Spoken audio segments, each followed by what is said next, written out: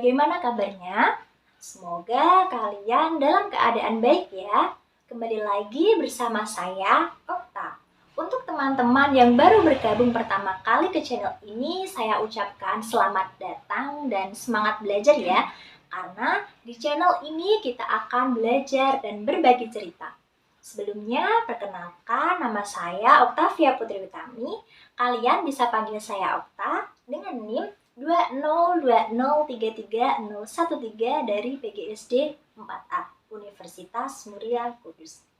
Vlog ini merupakan vlog kedua saya untuk memenuhi tugas mata kuliah sumber dan media pembelajaran dengan dosen pengampu Pak Mosyarudin Kuryantos. Pada video vlog pertama di minggu lalu, kita sudah membahas dan mempelajari tentang konsep dasar sumber dan media pembelajaran.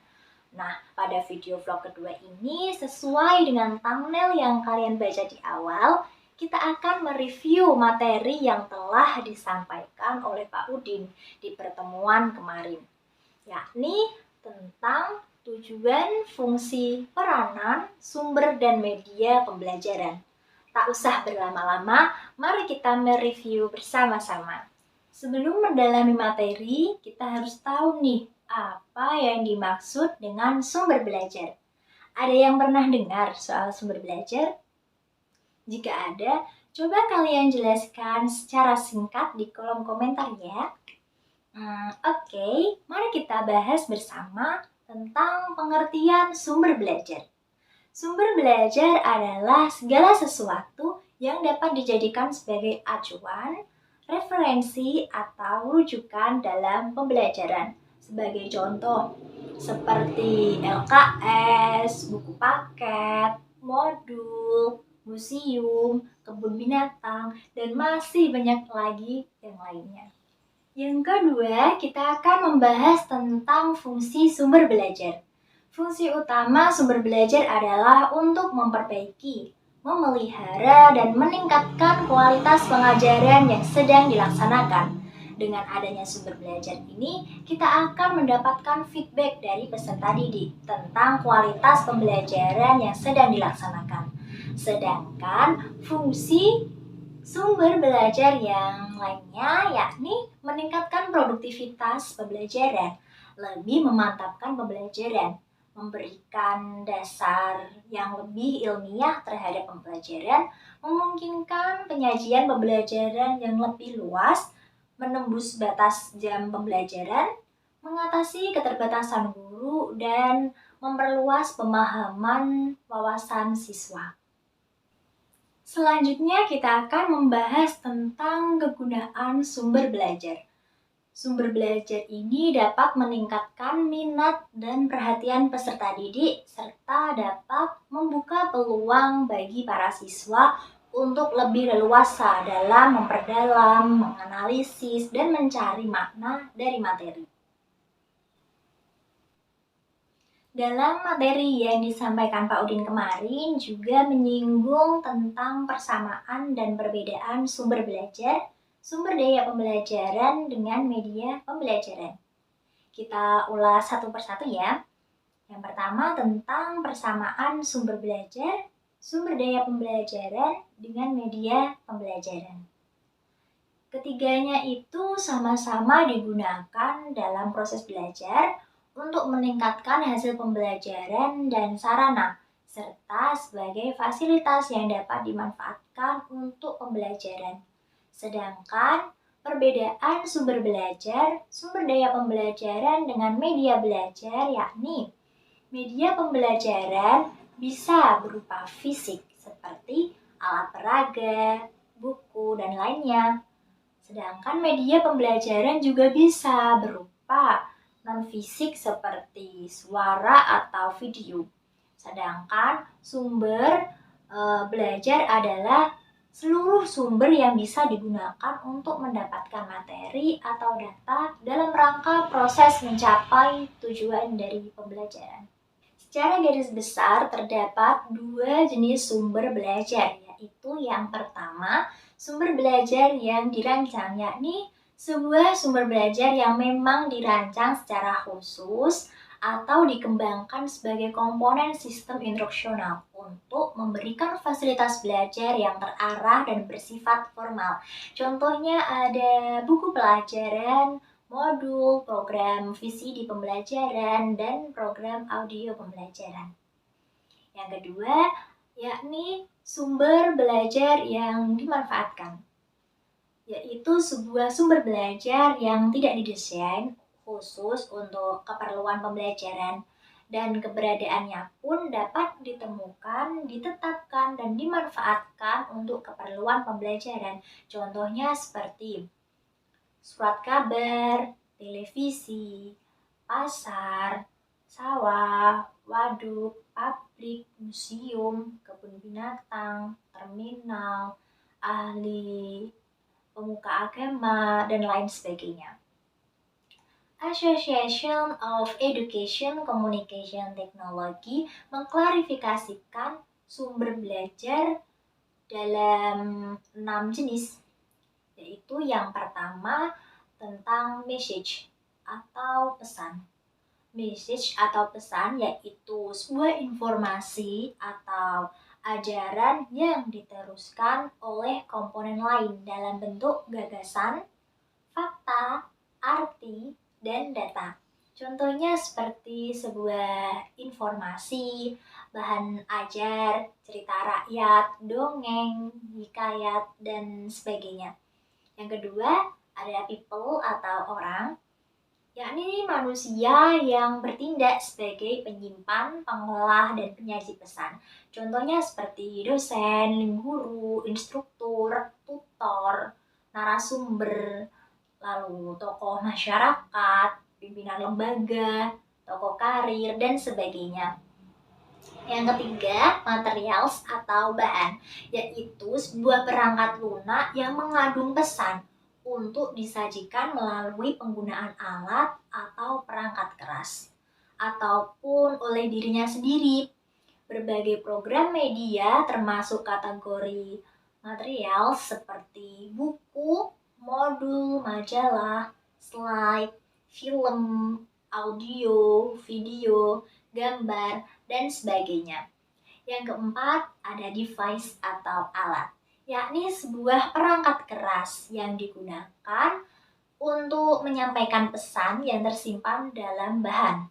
Misalnya, seperti kamera, papan tulis, mesin, alat listrik, obeng, dan lain sebagainya.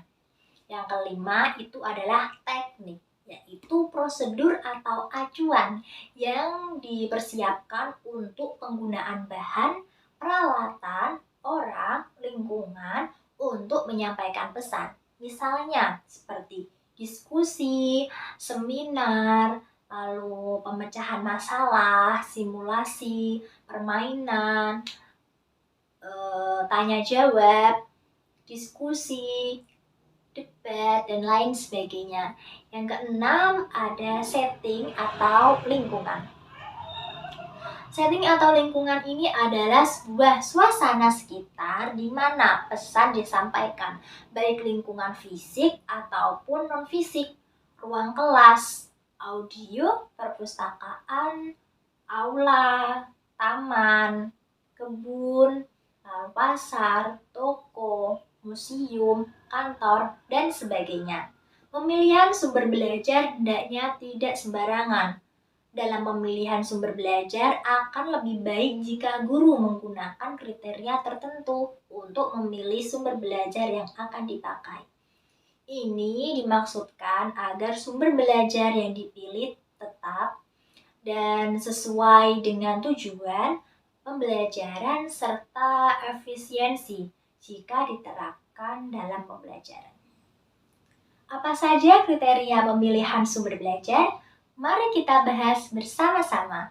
Dalam buku panduan kreatif membuat bahan ajar inovatif, Prastowo menerangkan bahwa kriteria untuk menyeleksi sumber belajar yang berkualitas dapat dibagi menjadi dua, kriteria secara umum dan kriteria secara khusus.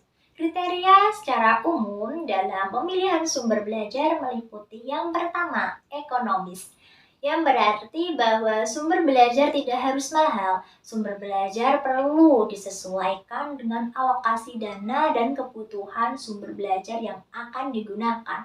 Seperti layaknya prinsip ekonomi, perlu diusahakan agar mampu mendapatkan sumber belajar berkualitas yang sesuai dengan kebutuhan alokasi dana yang seminimal mungkin.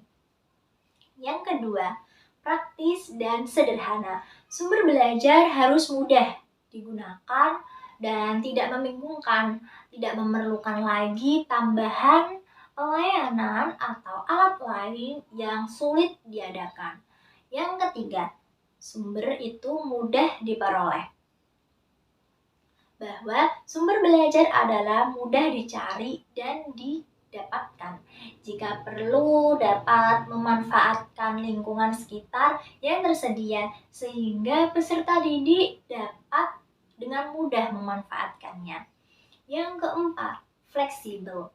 Sumber belajar tidak harus mengikat pada satu tujuan atau materi pembelajaran tertentu. Akan tetapi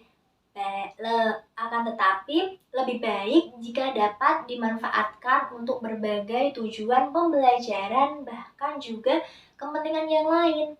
Lalu selanjutnya yang kedua, kriteria khusus.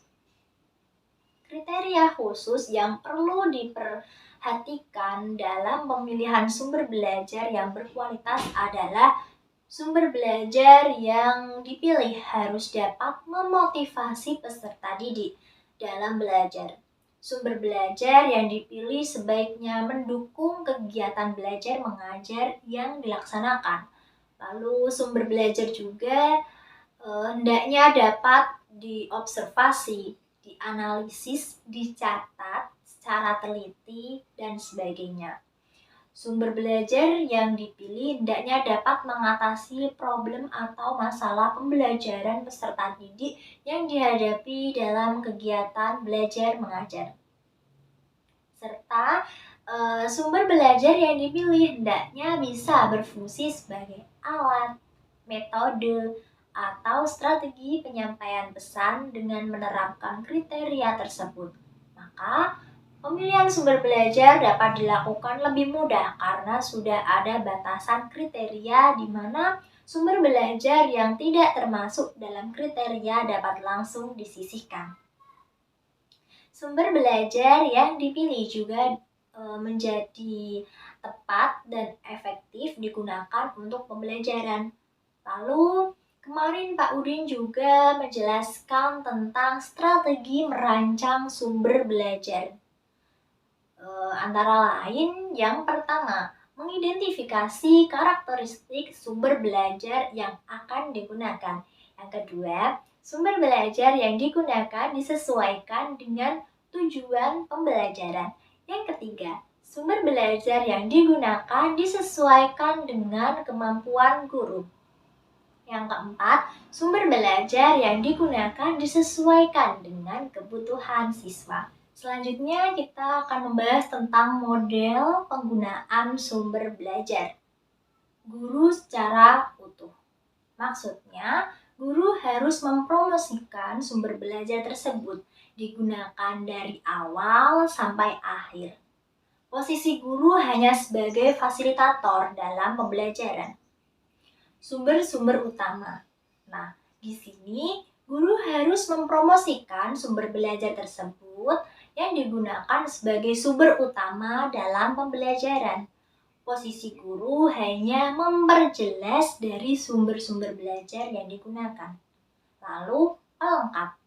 Dalam pelengkap ini, guru harus memposisikan sumber belajar itu sebagai pelengkap saja dalam pembelajaran. Posisi guru lebih banyak sebagai sumber informasi. Nah, sampai juga di penghujung video review materi kali ini. Semoga apa yang Okta sampaikan dapat bermanfaat bagi Okta dan kalian semua. Di sini kita sama-sama belajar ya. Jika ada saran atau pertanyaan dari kalian mengenai materi yang telah saya review, kalian bisa tulis di kolom komentar ya. Sampai jumpa kembali. Assalamualaikum warahmatullahi wabarakatuh. Bye-bye.